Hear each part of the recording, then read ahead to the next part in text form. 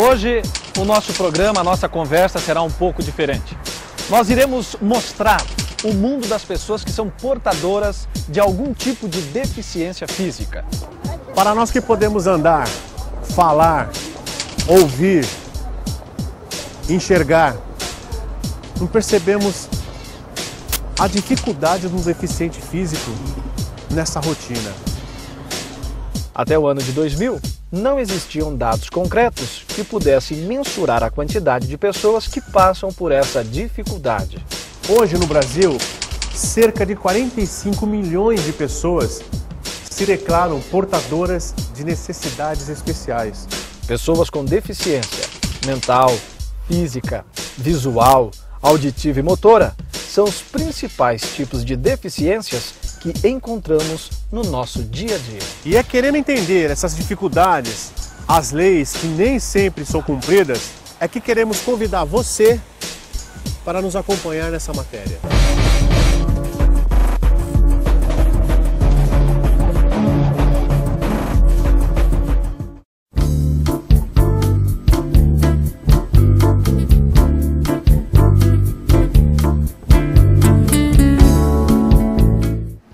Olá, eu sou a doutora Elsta. Estamos aqui no quadro Nutrição é Vida para falar um pouquinho sobre a saúde do intestino. Você sabia que a parede do intestino é onde absorvemos os nutrientes da alimentação e que a deficiência de fibras pode estar causando problemas nessa absorção? Por isso, é importante você consumir diariamente frutas e verduras.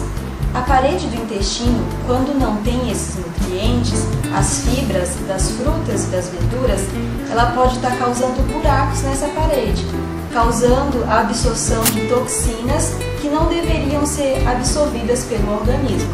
Então, para ter uma saúde do intestino boa, você precisa estar consumindo fibras diariamente. A recomendação é de 25 gramas ao dia. Essa é a dica do Nutrição e Vida. Até o nosso próximo encontro.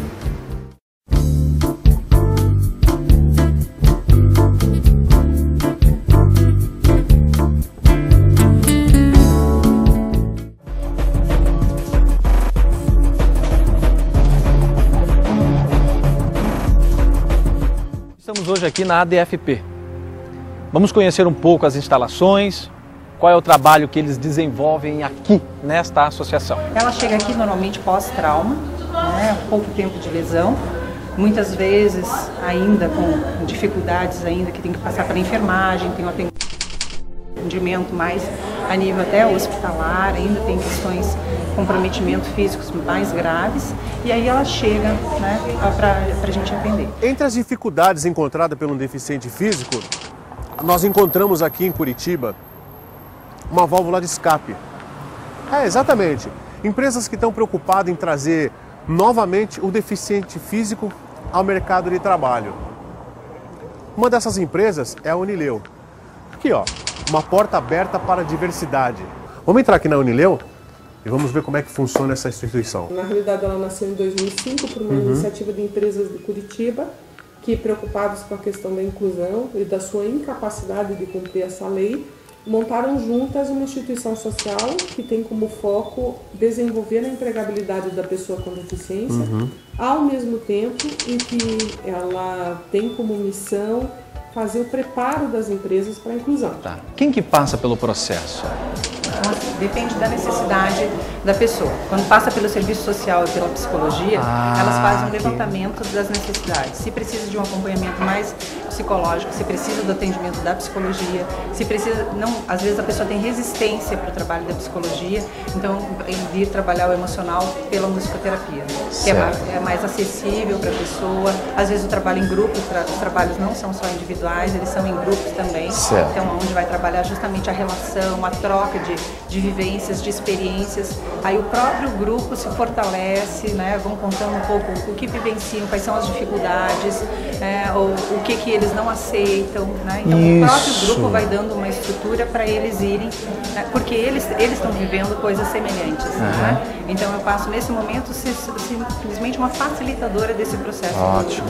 O salário de um deficiente para uma pessoa que não tem a deficiência é o mesmo ou não? É o mesmo. Ele é é o mesmo. O que ocorre dentro das organizações é que muitas vezes, isso ainda não é uma questão científica comprovada, mas ocorre que a pessoa com deficiência cresce menos, é menos promovida. Então ela até entra nas funções ganhando a mesma coisa que os demais, mas ainda há um pensamento de que essa pessoa ela fica naquela função primeira.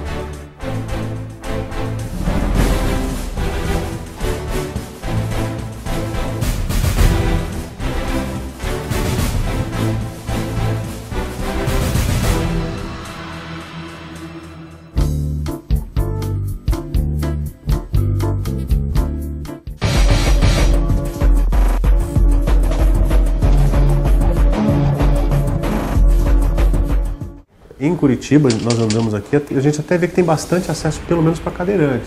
Tem. Ultimamente, o equipamento público, mobiliário urbano, nós temos percebido que há uma preocupação efetiva, né, na inclusão. Mas ainda percebe-se que esses equipamentos, por exemplo, se você pega os tubos de Curitiba, onde tem elevadores, né, todos eles têm, mas daí não tem manutenção. Para a questão de informação para a população, você acha que tem pouca informação? Tá bom o que tem de informação? O que você acha que a população, a sociedade sabe a respeito desse assunto de cadeirante?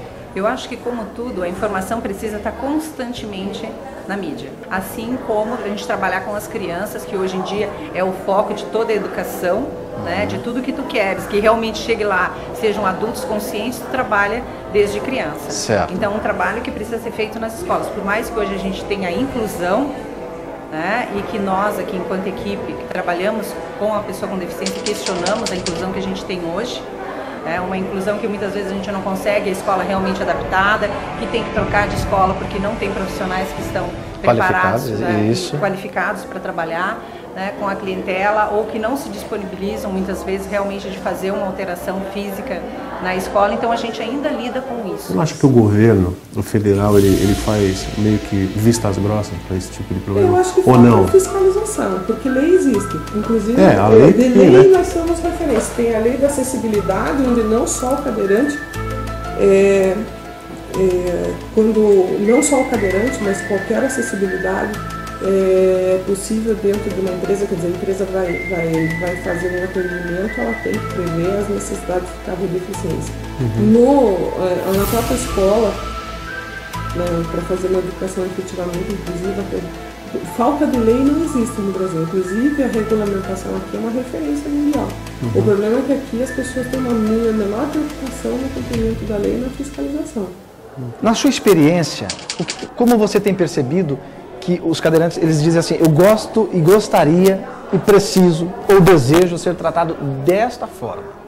Aí a gente está falando de individualidade. De individualidade. Tem questões que são gerais, né? Normalmente eles não gostam que você pegue na cadeira, né? Porque é uma questão que é pessoal, que passa a fazer parte, né? Não é o corpo deles, mas está integrada. Olha que interessante essa informação. Eles não gostam... Não, que você toque, que você empurre, porque é a mesma coisa que eu chegar e fazer isso. Chega um pouquinho para lá. Você não chega assim nas pessoas. Verdade, isso mesmo. Então você também não vai chegar tocando só um pouquinho, licença, né? Empurrando a cadeira, ou até mesmo quando vai se ajudar, né? Tem que sempre se perguntar como pessoa, né? Como que você quer ser ajudado. Muitas vezes a gente até vê no mercado, né, que é mais visível, porque nós não frequentamos empresas todos os dias, né? Mas como você está no mercado, então em grandes redes de mercado, você vê lá, existem vários deficientes que foram empregados. Muitas vezes a gente até olha e fala assim, nossa, como o dono do mercado é bonzinho, né? Mas na verdade ele está cumprindo uma lei que muita gente nem conhece, desconhece na verdade. Exatamente. A pessoa, ela vê o deficiente trabalhando ali e acha na cabeça dela que aquilo ali é uma bondade Isso do proprietário. Tem um grande problema, porque há bem pouco tempo atrás ainda existem empresas de comércio, de varejo, que ainda acham que empregar uma pessoa com deficiência que vai ter relacionamento direto com o cliente ainda é uma desvantagem. Que o cliente pode ficar incomodado com a presença da deficiência no atendimento.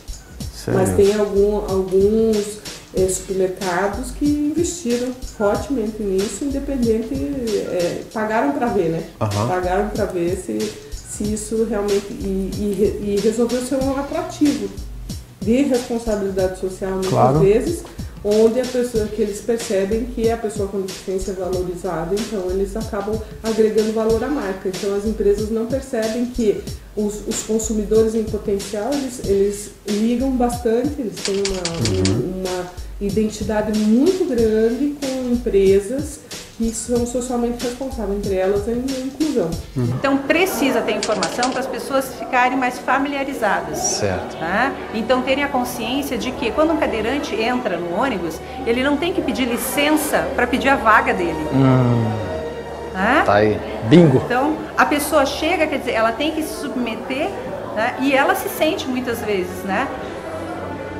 Estranha, né? Vem vários sentimentos por ter que, né? Até mesmo humilhada, eu tenho que pedir licença, a pessoa não se toca, né? Que eu preciso daquele lugar. Eu sou vamos supor que eu seja um deficiente. Eu estou em casa, estou assistindo matéria, estou assistindo a entrevista e tal. Vocês têm um site que aqui é unileu.org.br, né? www.unileu.org.br. Eu entro ali e tal, como é que eu faço para ser beneficiado com a Unileu? Na verdade, nós fazemos o atendimento presencial, então é para ligar para a Unileu, marcar um horário para vir aqui. A partir do mapeamento profissional, socioprofissional, nós vamos encaminhar as pessoas interessadas nos diversos programas que a gente tem aqui. Então, marca um horário, o nosso pessoal da recepção de pessoas com deficiência, do serviço de atendimento à pessoa com deficiência, faz o atendimento e escolhe em conjunto com a pessoa quais são as ações que a Unileu oferece e que é de interesse para ele, né? Muitas vezes a família vem junto para saber mais informações, mas é um trabalho totalmente gratuito, né? E ele vem bem focado na questão do desenvolvimento da empregabilidade para o mercado de trabalho.